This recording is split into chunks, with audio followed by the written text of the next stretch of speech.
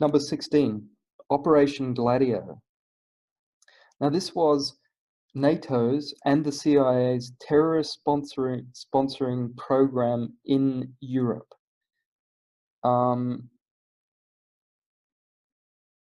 So this is an important one to study because it proves that there are more nuances in this whole the free world versus the rest of the world narrative, or Western nations versus terrorist nations. It's a lot more complicated. And Operation Gladio, we talked earlier about Operation Northwood. So that was one which on record the US government was planning terrorist acts on US soil against US citizens to be blamed on Cuba. But now, and this is quite similar, except the difference is it wasn't just people conspiring to carry out false flag terrorism or stage government terrorism, but actually succeeding in carrying out those plans. So Operation Gladio is undisputed historical fact. It was part of a World War II program set up by the CIA and NATO to thwart future communist invasions or influence in Italy and Western Europe. So this was in the 1960s and 70s and 80s, and many claim it's still going on. Now, the existence of Operation Gladio was actually confirmed and admitted by the Italian government in 1990, and that was after a judge, Felice Casson, discovered the network in the course of his investigations into right-wing terrorism. And Italian Prime Minister Giulio Andreotti admitted Gladio's existence, but tried to minimize its significance. And so the main function of the Gladio-style groups, in the absence of a Soviet invasion, seems to have been to discredit left-wing groups and politicians through the use of strategy of tension, including false flag terrorism. And that includes fear propaganda, agent provocateurs, which are people who often enter demonstrations and make them turn violent. And of course, one of the biggest ways to manipulate the public in this instance was acts of terrorism. And so they were framing communists and left-wing political opponents by making it seem as if they were committing these acts of terrorism. So as I say, it's historically accepted and confirmed. It's probably one of the biggest confirmed examples of false flag terrorism. So the documentation, the resolution, the confessions as well, and the convictions all confirm that Gladio is much more than the media or government would have you believe. They would have you believe it's a mere conspiracy theory. No, it's a conspiracy fact.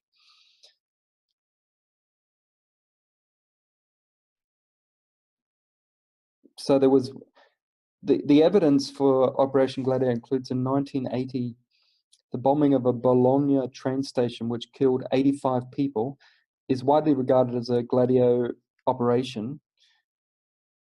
It was initially blamed on communist Red Brigades and right-wing and fascist elements within Italy.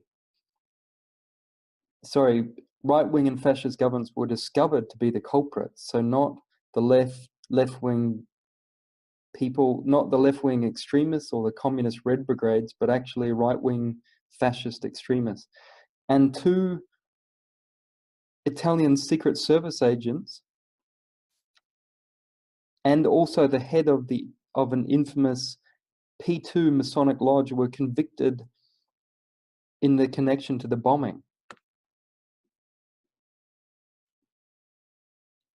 And then also in 1969 in Italy, there was actually one called the Piazza Fontana Massacre in Milan, and it killed 16 and injured and maimed close to 100, I think it was. And during the trial of right-wing extremists,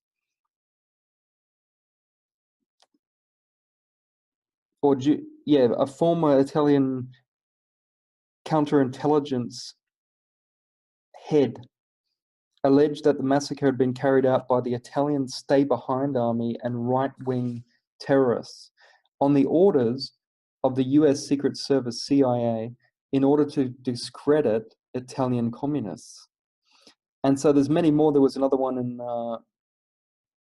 there was another shooting in Belgium, which in 1985, which killed 28 and leaving many more injured.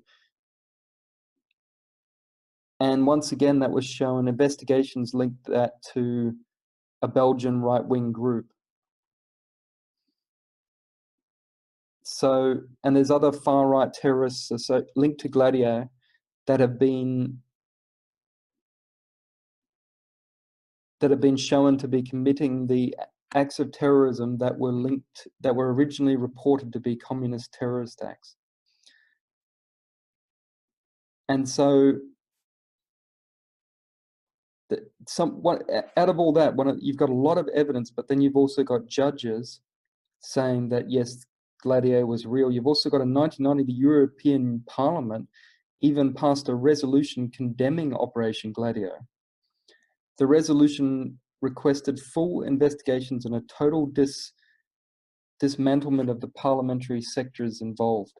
Neither of which have come to pass, which makes many people think Gladio. There's a term called Gladio B, which is like a second, which is people who claim that Gladio is still being conducted throughout Europe or Western Europe and being blamed on terrorists. And I guess that would be more, now we'd be moving into, instead of communists in this era, we'd be moving into maybe some Islamic terrorism is allowed to happen.